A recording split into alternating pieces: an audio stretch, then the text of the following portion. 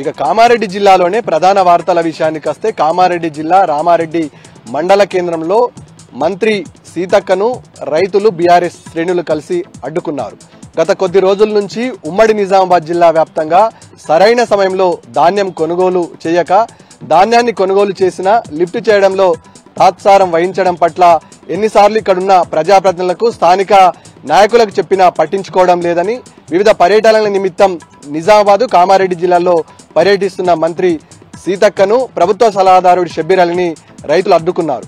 రేవంత్ రెడ్డి గతంలో పీసీసీ అధ్యక్షుడు హోదాలో సన్నవడ్లను పండిస్తే రైతులకు బోనస్ అందిస్తామని చెప్పి కాంటాలు చేసుకుంటున్నారు తప్ప రైతులకు బోనస్ ఎవరు కూడా ఇవ్వడం లేదని, అనేక రోజుల నుంచి రైతులు బోనస్ కోసం ఎదురు చూడాల్సిన దుస్థితి ఏర్పడిందని, తక్షణమే బోనస్ ఇవ్వడంతో పాటు రైతులు పండించినటువంటి ధాన్యాన్ని ఎలాంటి షరతులు లేకుండా తక్షణమే కొనుగోలు చేయాలని రామారెడ్డి మండల కేంద్రంలో మంత్రి సీతక్కను రైతులు గేరావు చేసిన పరిస్థితి స్పష్టంగా కనబడింది. ఒక పక్క రైతులు మాట్లాడుతున్న సమయంలో సరైన సమాధానం చెప్పకుండా మంత్రి సీతక్క నిర్లక్ష్యంగా మాట్లాడి కాలంలో అన్ని అందజేస్తున్నాం, కావాలనే రాజకీయం చేయొద్దు అని రైతులను హెచ్చరించి పోలీసు బందోబస్తు నడుమ అక్కడి నుంచి వెళ్లిపోయిన పరిస్థితి స్పష్టంగా కనబడుతుంది.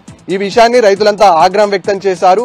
ప్రభుత్వం రైతులకు ఓటు బ్యాంకు కొరకే వాడుకుంటున్నారు తప్ప సరైన విధి విధానాలు ఖరారు చేయడంతో పాటు అదేవిధంగా ఇక్కడ ఉన్నటువంటి రైతులను పూర్తి స్థాయిలో నిర్లక్ష్యం వహిస్తున్నారు. తక్షణమే బోనస్ ఇవ్వడంతో పాటు రైతులకు ఇక్కడ ఉన్నటువంటి ఏదైతే లిఫ్ట్ చేసిన ధాన్యాన్ని సకాలంలో లిఫ్ట్ చేయాలని రైతులు డిమాండ్ చేసిన పరిస్థితి స్పష్టంగా కనబడ్డది.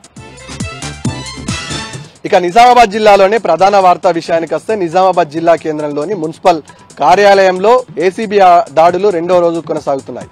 వివిధ డిపార్ట్మెంట్లో పనిచేస్తున్నటువంటి టౌన్ ప్లానింగ్ ఆఫీసర్ల పైన అవినీతి ఆరోపణలు వినిపిస్తున్న నేపథ్యంలో నిన్నటి నుంచి టౌన్ ప్లానింగ్ ఆఫీసర్తో పాటు వివిధ సెక్షన్లకు సంబంధించిన అధికారులపై ఏసీబీ దాడులు కొనసాగుతున్నాయి. లోతుగా అధ్యయనం జరుగుతుంది. ఇంకా 2 రోజుల పాటు ఈ ఏసీబీ దాడులు కొనసాగే ఆస్కారం ఉందని అంటున్నారు. మొన్న రిజిస్ట్రేషన్ సంబంధించిన డాక్యుమెంట్ రైటర్లతో పాటు ఇక్కడ నిజామాబాద్ జిల్లాలో వరుసగా 4 రోజుల పాటు వివిధ సెక్టార్లకు సంబంధించినటువంటి ప్రభుత్వ అధికారులు, మున్సిపల్ అధికారులు ఏసీబీ దాడులు ఏకకాలంలో చేయడంతో ఇక్కడ ఉన్నటువంటి గవర్నమెంట్ సంబంధించిన సిబ్బందితో పాటు వివిధ సెక్టార్లో పనిచేస్తున్న గవర్నమెంట్ సిబ్బంది పైన గుండెల్లో రైలు పలుగెడుతున్నాయని చెప్పవచ్చు.